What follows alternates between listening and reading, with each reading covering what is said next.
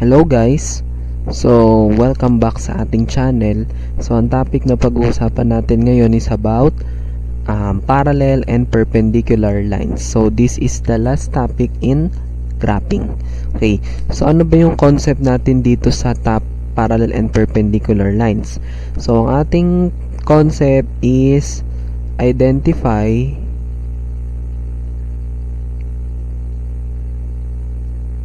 the equation of a line either parallel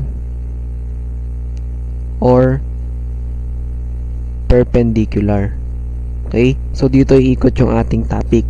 So, mag-identify tayo ng equation ng line, either finding the slope,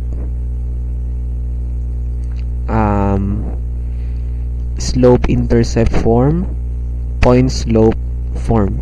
Okay? So, yun yung gagawin natin using parallel or perpendicular. Okay? Then,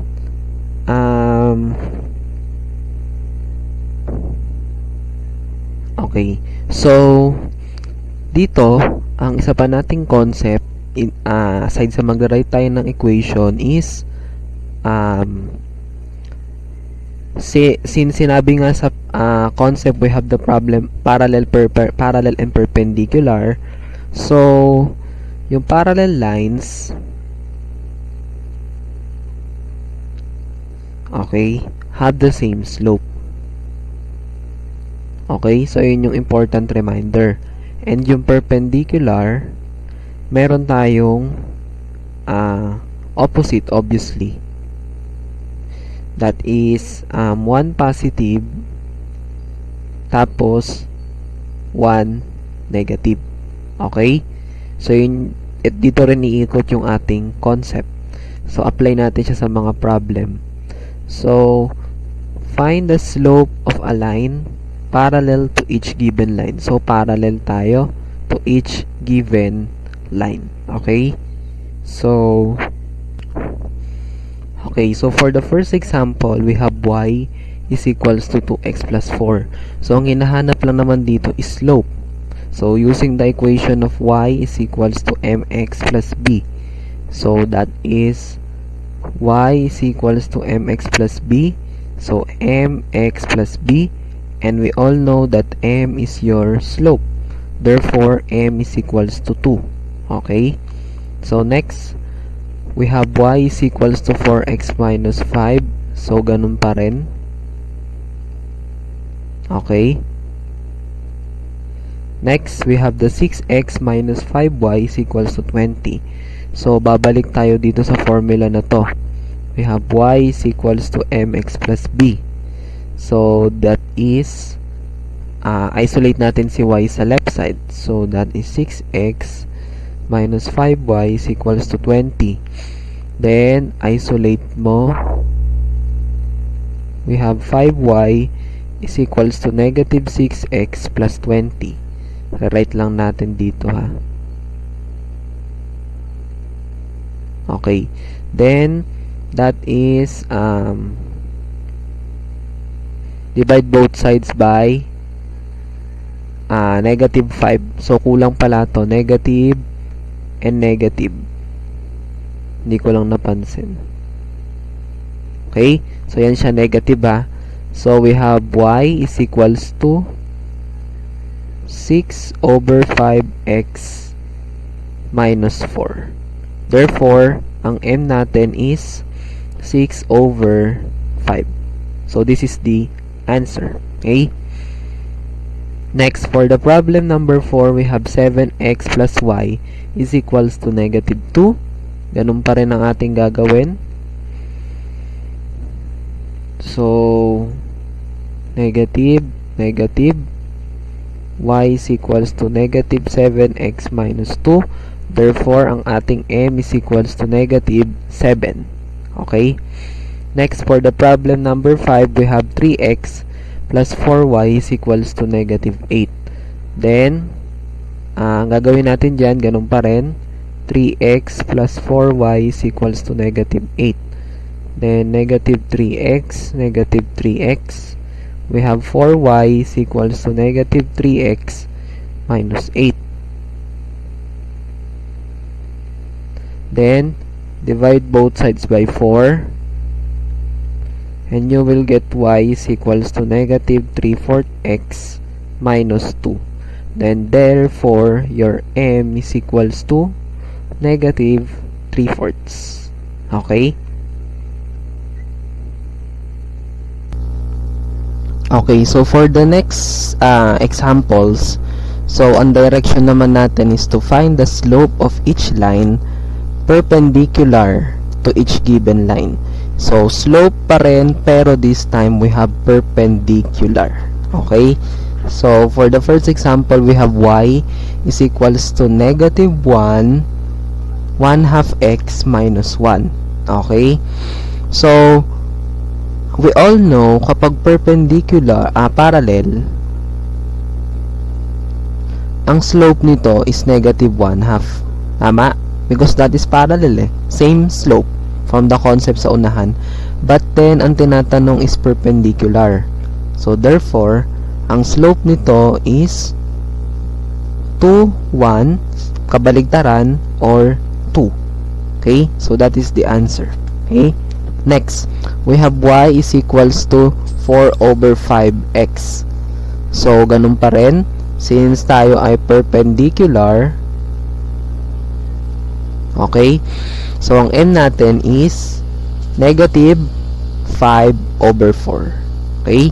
Next, we have x minus 3y is equals to negative 6. So, i-isolate muna natin siya ha. So, we have x minus 3y is equals to 6. Negative x, and we will get negative 3y is equals to negative x plus 6.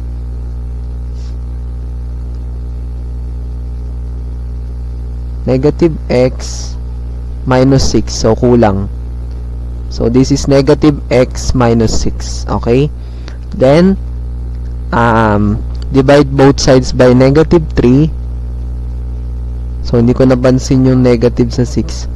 So, that will give you y is equals to 3x plus 2. That is your equation now. And then, since tayo ay perpendicular, so that is equals to negative 3. Okay? So, that is the answer. Next, we have 3x minus y is equals to negative 3. So, ganun pa rin. Isolate natin. Okay. So, cancel out. We have negative y is equals to negative 3x minus 3. Rewrite lang natin. Okay. So, we will have negative y or 1 divided by negative 1 and negative 1. So, we will have y is equals to 3x plus 3. So, therefore, perpendicular ulit tayo. Ang n natin is negative 3 or negative 1/3. Okay? Next, write the point slope form. So, PSF naman tayo ngayon. Of the equation of the line, describe. Okay? So, ano nga uli yung formula natin sa PSF? We have y minus y sub 1 is equals to m times x minus x sub 1. So, this is our formula. Okay? So, for the first problem, we have true 5 and 2 parallel. Parallel to ha. 2y is equals to 7/5x plus 4. So, paano yung gagawin natin dito? Ano natin siya? I-distinguish muna natin yung mga, distinguish muna natin siya. So, ano yung m natin on this part? So, ang m natin is 7/5. Since tayo naman ay parallel. Tama? Then, using y minus y sub 1 is equals to m times x minus x sub 1. So, ano yung y sub 1 mo dito? So, we have 4. So, that is y minus 4 is equals to, what is your slope? You have 7 over 5 times x minus 5. Okay? So, this is now the answer. Okay? So, ito yung ating answer. Then, true, negative 1, parallel to y is equals to negative 3x minus 1. Okay? So, y is equals to negative 3x minus 1. And since parallel, ang ating slope is negative 3.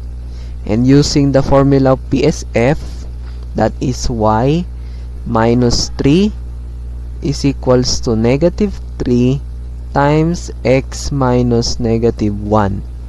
And magiging y minus 3 is equals to negative 3 times x plus 1. So, this is the answer. Okay, so for the problem number 3, so we have true 1, negative 5, perpendicular to x, negative x plus y is equals to negative 1. So, i-rewrite muna natin to in terms of this format. So, we all know that that is negative x plus y is equals to 1. So, adding both side by x, we will have y is equals to x plus 1. And since we have perpendicular, therefore, ang m nito is negative 1. Okay? And using the formula of y is equals to y sub 1 is equals to m times x minus x sub 1. Okay? So, what is your y sub 1? Your y sub 1 here is negative 5. To? Okay? Then, your slope is negative 1 times x minus 1. So, simplifying that, we will get y plus 5 is equals to this. So, this is okay. So, for the problem number 4, so we have true 5 and 2 perpendicular to 5x plus y is equals to negative 3. So, we will have 5x plus y is equals to negative 3. Isolate mo si y. Okay. So, we have y is equals to negative 5x minus 3. And perpendicular, therefore, ang m natin is ang m natin dyan is, so, ang m natin dito is 5.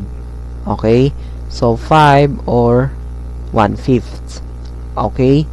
So, that will give you y minus y sub 1 is equals to m times x minus x sub 1. So, y, what is your y sub 1? Your y sub 1 here is 2. Is equals to, what is your slope? We have 1/5. What is your x sub 1? We have 5. So, this is the answer. Okay? Okay, so for the problem number 5, we have true 4 and 2 perpendicular to negative 4x plus y is equals to 0. So, ganun pa rin ang ating gagawain. So, we have negative 4x plus y is equals to 0. So, we have 4x, 4x. Thus, we have y is equals to 4x. And since perpendicular, m natin is 4. Okay, tama ba? Hindi. Therefore, ang ating m, since perpendicular, is negative 4 or negative 1/4. So, that is why your y sub 1, you have 2 is equals to negative 1/4 as your slope while perpendicular times x minus x sub 1, which is 4. Okay, so this is the answer. Next set is to write the slope-intercept form of the equation. So we have the S. Okay, so for the last set of our examples, so write the slope-intercept form of the equation of the line described. Okay, So, paano yung gagawin natin dyan? Slope-intercept form. So, that is basically y is equals to mx plus b. Okay? So, we have true 4 and negative 3. That is parallel to y is equals to negative 2x. So, what is our slope? Since parallel, and nakaset naman na yung nagparallel na naka y is equals to mx plus b. So, therefore, ang ating m is equals to negative 2. Okay? Then, iset mo muna siya as PSF. So, that is y minus y sub 1 is equals to n times x minus x sub 1. So, that is y. Your y sub 1 here is negative 3. Your m is negative 2. And that is x minus 4. And since slope-intercept form tayo, so, magiging y plus 3 is equals to negative 2x plus 8. Then, y is equals to mx plus b. Isolate mo lang si y. We have negative 3 and negative 3. You will get y is equals to negative 2x plus 5. So, that is the answer. Next, true negative 3 and 1 parallel to negative 4 over 3x minus 1. So, ganun pa rin ang ating gagawain. So, naka-set naman na yan. Parallel pa rin. Therefore, ang n natin is negative 4/3. So, then, y minus y sub 1. Okay? So, that is y minus 1 is equals to negative 4/3 of x minus, x sub 1 natin is negative 3. Okay? So, that is y minus 1 is equals to negative 4/3 x plus 3. And then, para maging y is equals to mx plus b, okay. So, dinistribute ko na siya ha. 4/3 times x, then negative 4/3 times 3. Cancelled. You will have negative 4. Okay? Isolate mo si y. So, we have y is equals to negative 4/3 x minus 3. So, that is the answer. Next, true 4 and 3. And we have perpendicular to x plus y is equals to 1. Okay? So, paano yung gagawin natin dyan? So, set uli natin siyang y is equals to mx plus b. So, that is x plus y is equals to 1, negative x, y is equals to negative x plus 1. Okay? So, therefore, perpendicular, ang n natin ngayon ay positive 1. Okay? Since perpendicular, ha? So, that is y minus y sub 1 is equals to m times x minus x sub 1. That is y minus 3 is equals to 1 times x minus 4. Okay? Distributive property. We have x minus 4. Isolate mo si y sa left side. You will have y is equals to x minus 1. So, that is the answer. Next, for the example number 4, we have true negative 3 and negative 5 perpendicular to x plus 2y is equals to 4. Okay? So, that is x plus 2y is equals to 4. So, that is negative x. So, that is 2y minus x plus 4. Then, divide both sides by 2.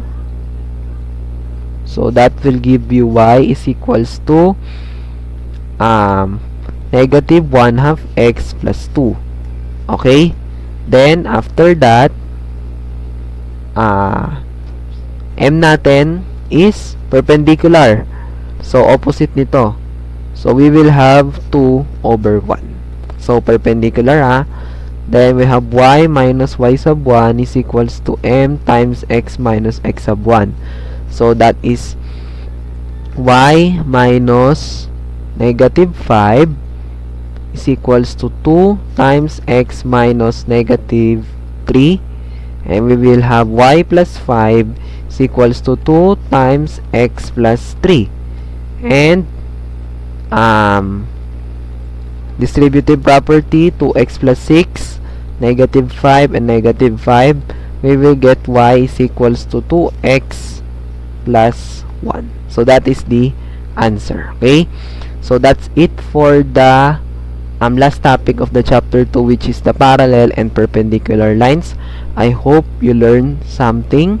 So don't forget to like, share, and subscribe. So PDF will be provided dun sa post. Sa description ng post, may link dun ng Google Drive, and you are free to download these examples in PDF. So, thank you and keep safe.